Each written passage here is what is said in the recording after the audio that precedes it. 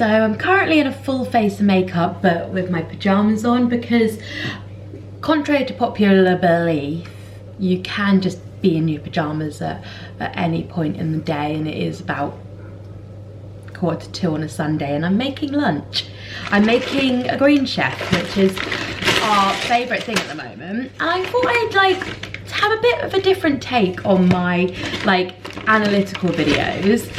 The ones where I just talk about sort of like slice of life analysis.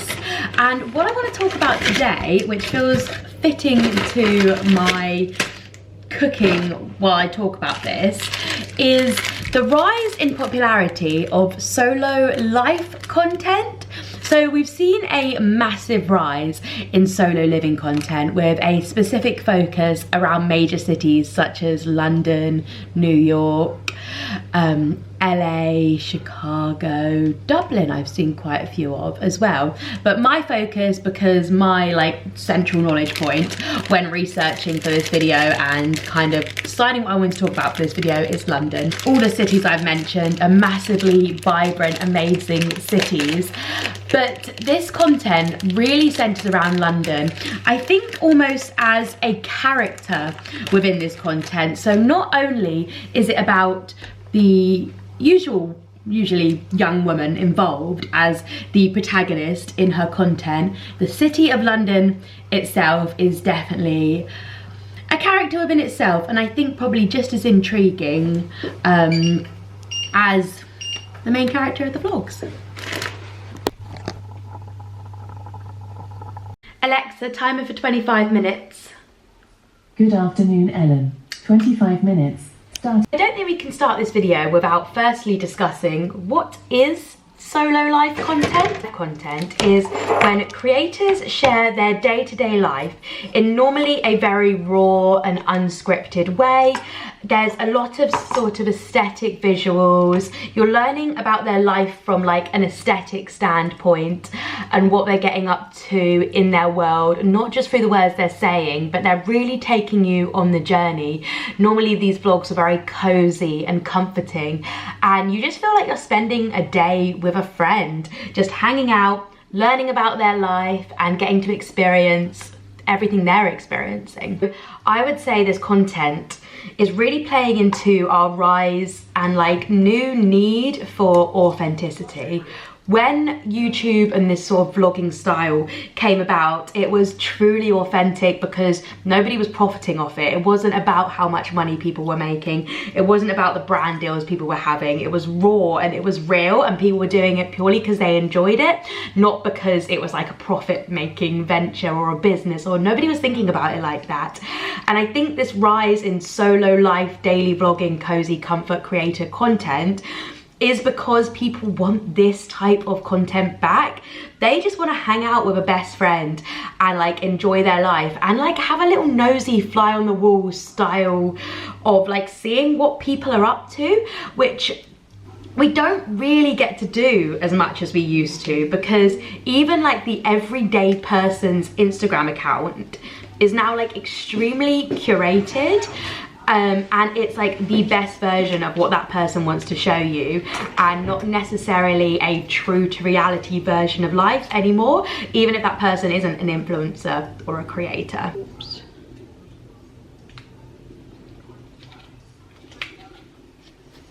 London has become the perfect side character for this content because London isn't what it used to be.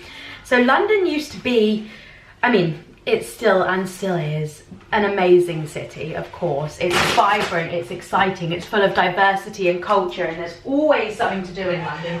You're never gonna be bored. There's always something going on, something to experience, and whether you're on your own or you're with somebody, London has something for you. But it's not the same as it used to be. London doesn't have the same amount of third spaces that used to exist. You used to be able to have work, home, sorry, probably shouldn't be pointing a knife at you, work, home, and then you'd have a third space, whether that be a cafe, a club, a pub, that you would spend your time at. London doesn't have this anymore. It's become a lot lonelier than it ever has been.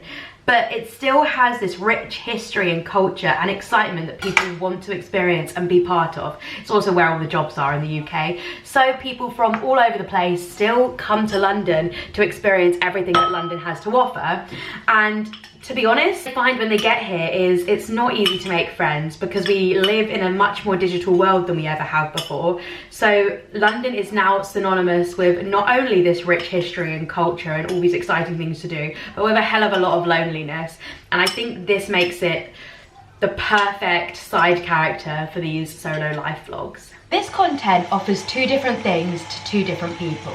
The people that live here in London already, who are maybe feeling a bit lonely and sort of unsure about if they've made the right decision. And for them, it offers a source of relatability. It makes them feel like they're not alone in the sort of scary world that is London on your own. It offers somebody that is living the same life as you and maybe having an experience in the city that you're having that we didn't really get to see online before this content existed. And then you sort of have the opposite side of this, where this content is offering a glimpse into the glamorous, beautiful, exciting world of London that you again otherwise don't get to see if you're here, unless you're here experiencing it. And it also gives this sort of edge that the city doesn't necessarily show from like a more touristic perspective, but the side of people who are actually living here, experiencing the city in like a very real way that maybe you wouldn't get to see had you not ever had a chance to live here, or if you're thinking about coming to live here. I feel like that's why there's like a certain type of it which is like working abroad students, and that sort of niche of it is so impactful because it's people who are on their way here and they just want a little glimpse into what life is going to be like for them here before they get here. But both these sets of people, Alexa stop, my rice is ready, are craving community.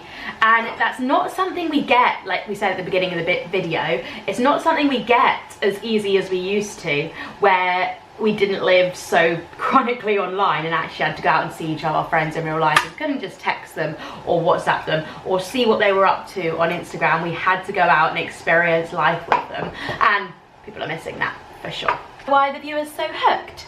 I would say the biggest reasons are that these vlogs offer a sense of comfort and escapism from like your everyday life in watching somebody else live theirs.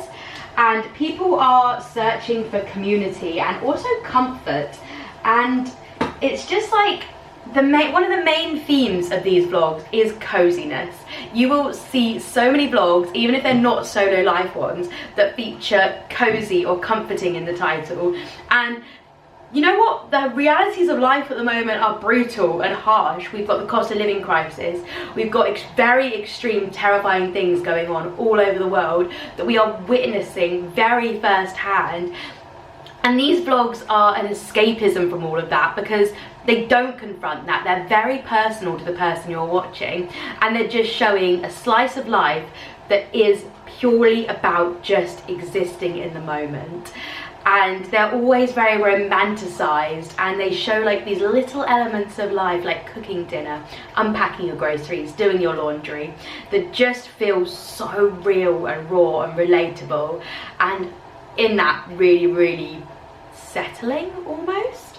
These vlogs also focus a lot on self-growth and well-being and trying to find and be the best version of yourself for yourself.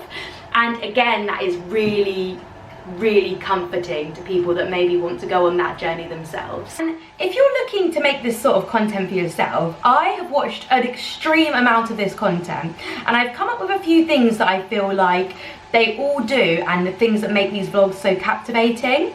And I would say my biggest top 3 are: explore your city. I would say one of the biggest things within these solo vlogs is that they're always going somewhere cozy and different and interesting within their city, whether that's the main section of the vlog or whether it's only a few sort of moments of the vlog. They're always exploring their city and, like I said, making the city the secondary character to their content. I would also say that they are these some of the best and most impactful storytellers. They are telling these beautiful stories with both aesthetics and words, and using obviously themselves as the protagonist, but also then using the city as this extra character, and using all of that and their lives to tell these really sweet, comforting, endearing stories, and like completely taking you on the journey with them. So when you find one bit of this content, you want to know more about their lives and you want to experience more with them, so you binge watch it and like build kind of a true relationship with the people in these vlogs, rather than just watching them sort of sit there and talk to you. You're like going through the journey of their life, and you like want to come back and see what happens next. I would also say they always seem to have like a small niche, whether that is like the books they read, the career they have. I know there's like the 9 to 5 London life content, which is also massive at the moment. And again, I think for all the same reasons I've mentioned in this video, people are really curious about what 9 to 5 London, like genuinely like curious about what 9 to 5 London life looks like, so they're engaging with this content to sort of try and find that out. So that's a really strong niche, but finding like what your niche within solo vlogging is, what's the story you truly want to tell, and then building on that, I guess. If you're as obsessed with this sort of content as I am, then I would definitely recommend checking out my channel, because I think I make content along these lines. I'm definitely not a solo life in London girl. I have my fiance and my cat, my mum, my sister. I grew up in London, so I have a lot here, I guess. I definitely don't make solo life content, but I really try. I'm definitely inspired by that sort of cozy, comforting storytelling content that is so popular at the moment. So if you are new here, please remember to hit that subscribe button. And if you enjoyed this style of video and you enjoy these sort of like video essay, please let me know, because I bloody love making them, and I'll catch you on my next one.